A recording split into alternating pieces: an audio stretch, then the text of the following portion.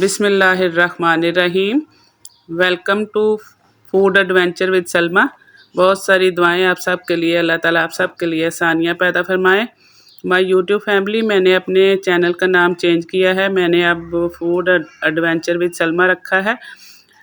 तो क्योंकि सलमा किचन्स बहुत ज़्यादा थे तो इसलिए मेरे व्यूअर्स को मेरा चैनल सर्च करने में मुश्किल आ रही थी, तो मैंने इसलिए इसका नाम चेंज किया है।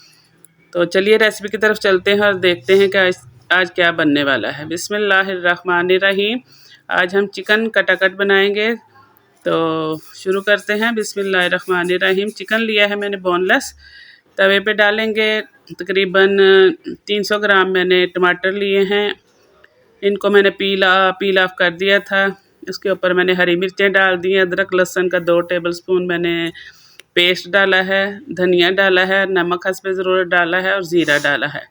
ये तमाम चीज़ें डाल के बिल्कुल ज़ीरो फ्लेम पे हम इनको 10 मिनट के लिए रख देंगे।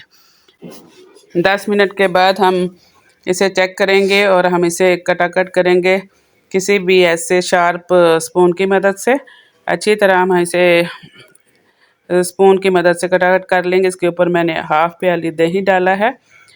दही डाल के हमने इसको कवर कर देना है। दही के पानी में ही ये चिकन गल जाएगा। जब हम ज़ीरो फ्लेम्स रखते हैं तो चिकन, गोश्त, कीमा वगैरह खुद पानी छोड़ देते हैं, तो उसी में पक जाता है।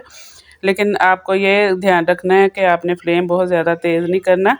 तो अब हम इसको दोबारा से कटाकट करते हुए अच्छी तरह से मिक्स कर लेंगे। साइडों से लाएंगे, दरमियान में करेंगे और इसी तरह हम सारे चिकन को कटाकट कर लेंगे।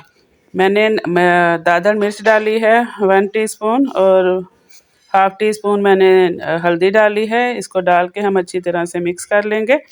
अब उसके ऊपर मैंने काली मिर्च पाउडर डाला है और मैंने सूखी मेथी डाली है। अच्छी तरह से इसको हम मिक्स करेंगे और कवर कर देंगे ताकि दम में ये अच्छी तरह से इसका जो फ्लेवर है इन्हेंस हो जाए। अब दोबारा हम इसे ओपन करेंगे, इसको भूनेंगे और इसके ऊपर हम हरी मिर्चें डाल देंगे, हरा धनिया डाल देंगे और ऊपर हम बटर डाल देंगे। बटर डाल के जैसे ही बटर जो मेल्ट होगा हम इसको दोबारा मिक्स करेंगे ताकि सारे चिकन में बटर का फ्लेवर अच्छी तरह से आ जाए। अल्हम्दुलिल्लाह अल्हम्दुलिल्लाह माशाल्लाह बहुत ही ज़बरदस्त मज़ेदार कटाकट बन के तैयार है।